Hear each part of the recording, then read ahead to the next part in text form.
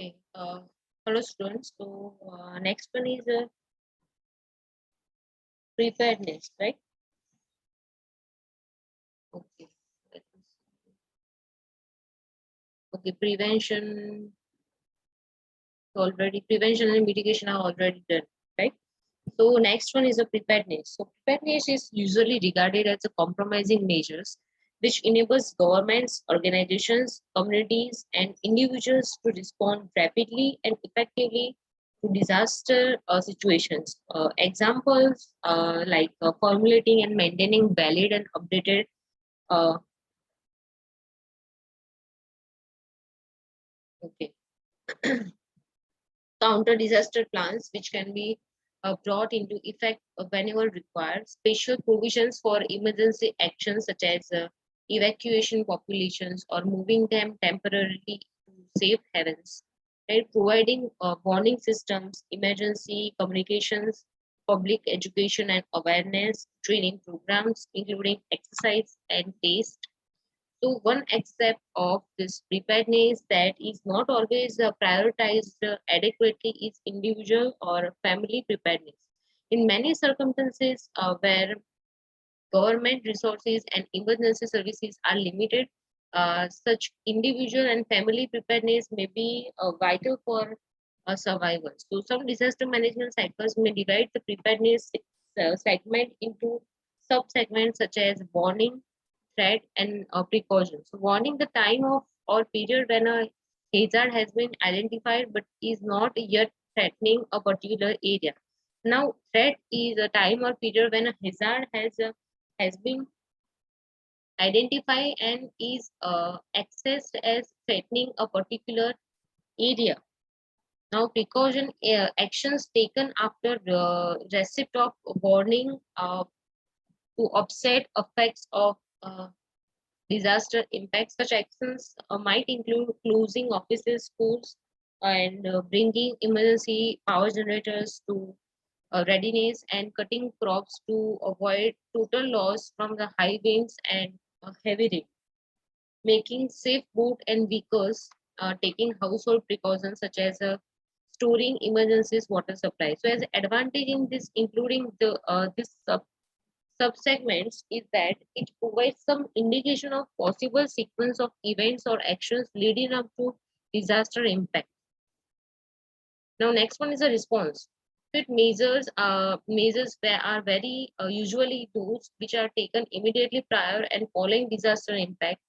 However, for ease of representation, the response segment is shown as following directly after a disaster impact, and this is when most response measures are applied. So, such measures are mainly directed towards saving life and protecting properties, and to dealing and to dealing with the immediate disruption, damage, and the other effects caused by the disaster. So, typical measures include implementing plans, activating the counter disaster system, search and rescue, providing emergency food, shelter, medical assistance, etc., and surveying and assessing, uh, evacuating.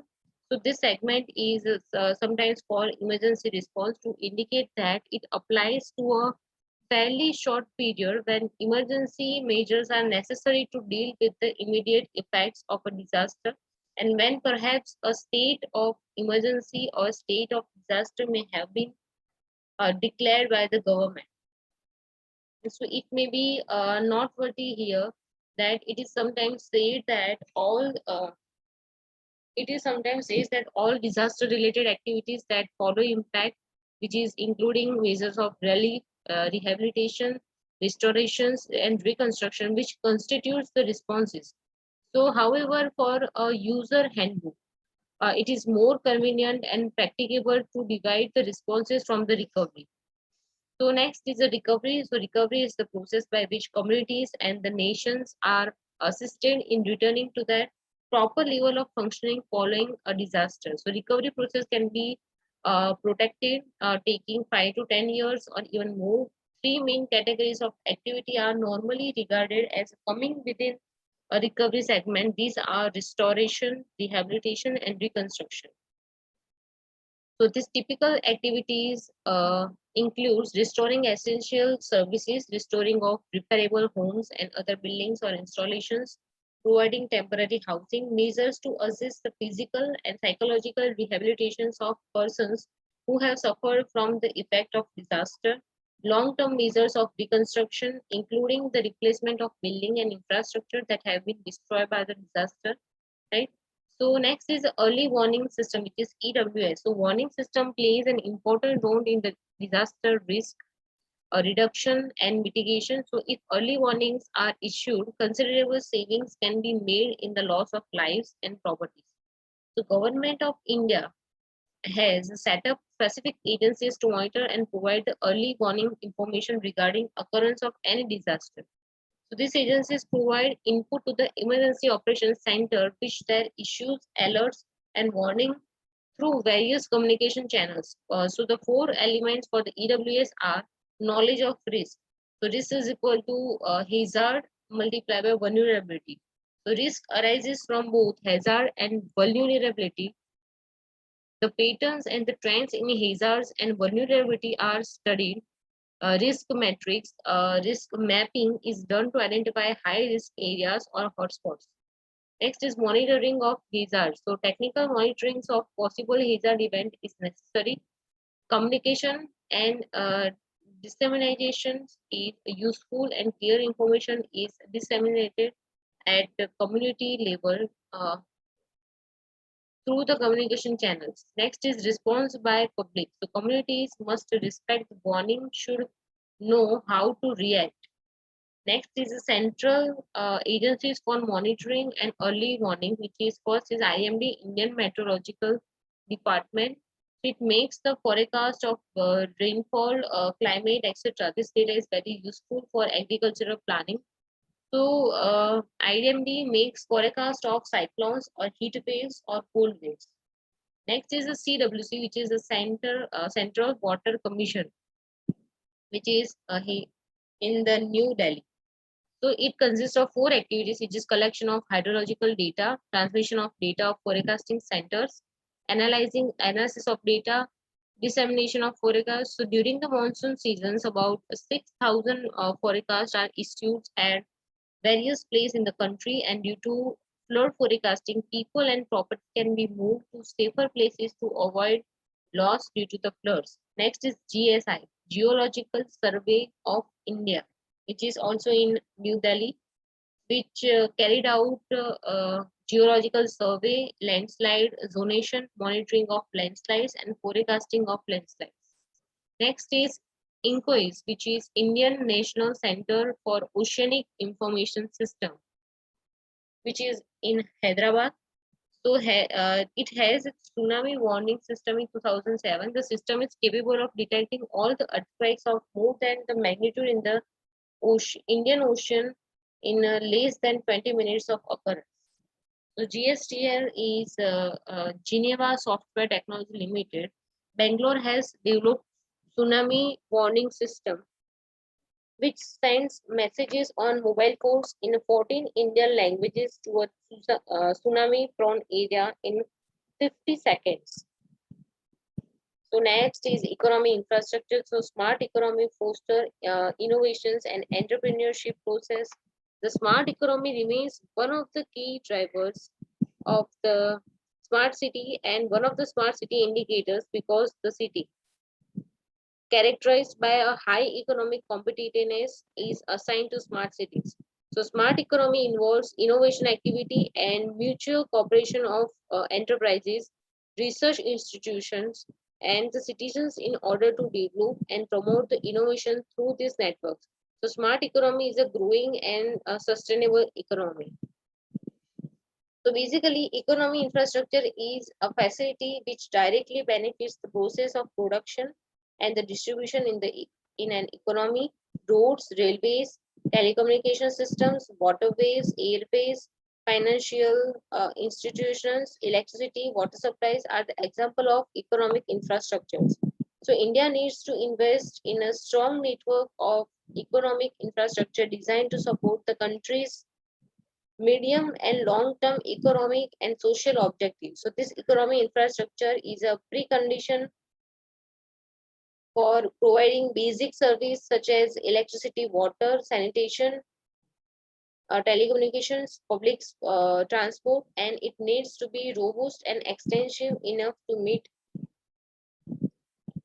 industrial, commercial, and household needs. So, for a city to attract investments and to create appropriate economic infrastructure for employment opportunities, it has to first identify its core competence, comparative advantages, and analyze its potential for generating economic activities. So, once that is done, the gap in required economic infrastructures can be determined.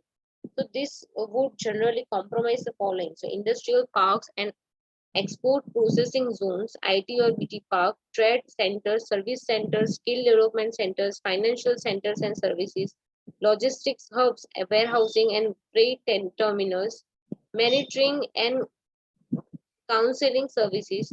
So various indicators of smart economy are public expenditure on research, and development, innovations and entrepreneurship, public expenditures on education, gross domestic product per capita, debt of municipal authority per resident, unemployment rate, employment rate in a high-tech and creative industry, annual household income, energy intensity, renewable energy, financial intermediation, culture and entertainment industry, hotels and restaurants. So smart city economy requires the following attributes, which is a smart city understands its economic DNA. This city is driven by innovation and supported by universities that focus on cutting edge research, not only for science, industry, and the business, but also for the cultural heritage, architecture, planning, and development. The smart city highly values creativity and welcomes the new ideas. The smart city has enlightened entrepreneurial leadership. A smart city offers its citizens diverse economic opportunities. A smart city knows that all the economies works at the local level and prepared for the challenges posed by and opportunities of economic globalization. A smart city experiments, supports, and promotes sharing economy, and smart city thinks locally, acts regionally, and compacts globally. A smart city makes a strategic investment on its strategic assets. It develops and supports compelling national brands, insists of balanced and sustainable economic development. It's a destination that people want to visit, is nationally competitive on selected and significant factory. A smart city is resourceful, making most of its assets while finding solutions to the problems. It excels in productivity, has a high flexible of labor market, welcomes human resource that enhance its wealth, and it inhabitants strives for sustainable natural resource management and understand that without its economy will not function uh, indefinitely. Right. Next is the smart city project management. So infrastructure is the backbone of any nation. So India is still treated as a developing economy because of the low infrastructure uh, and resultant poor standards of living. So railways, roadways, airports, energy, power, ports, communication, urban infrastructure facilities plays a vital role in attracting and determining the investment by foreign countries. So infrastructure is therefore the key driver of growth for establishing India at a global level. So with this concept, Prime Minister Narendra Modi's vision Digital India has a set up on ambitious plan to build 100 smart city across the India. So it is in this backdrop that is a clarion call of making India digital India or smart India requires the entire ecosystem to move from vision to mission mode. So that requires a long-term visions to redefine the infrastructure needs of India to a ground level. So according to the Project Management Institute, the project management is the application of knowledge, skill, tools, techniques to project activities to meet the project requirements. So this project is defined as a temporary endeavor undertaken to create unique product, service, or the results, right? So there are some project phases, right? So the important phases of smart city project management are program breakdown, structure for smart cities, feasibility study, economic analysis, planning, design, construct, test, turnover, right? So here first is a program breakdown structure for smart city.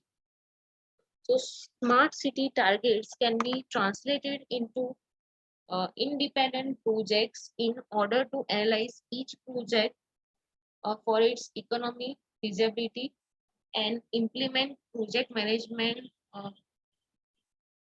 process for each of independent projects to measure the success of distinct project under a smart city model. So a uh, schematic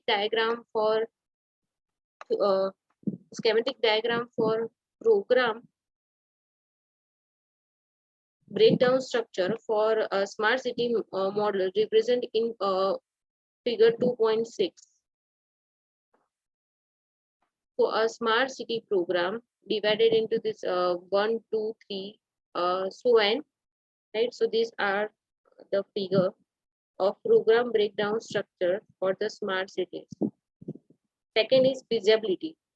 So economic analysis in investment projects.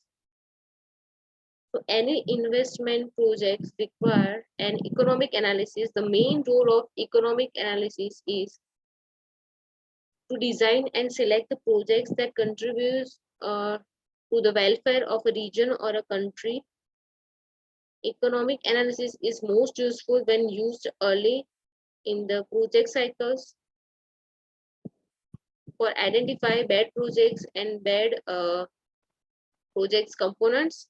So if the economic analysis EU is used at the end of the project cycle, it can only help in the decisions of whether or not to proceed with the project. So economic analysis differs from financial analysis, which evaluate a project only from the point of view of the owners of the investment.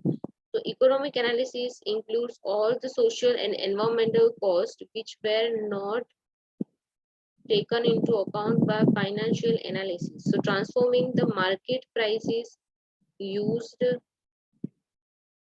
in the financial analysis into accounting prices is achieved by using conversion factors affecting corrections, cost or benefits as taxes or subsidies. So economic analysis is the proper for assessing the opportunity of a project by considering the benefits compared to the cost.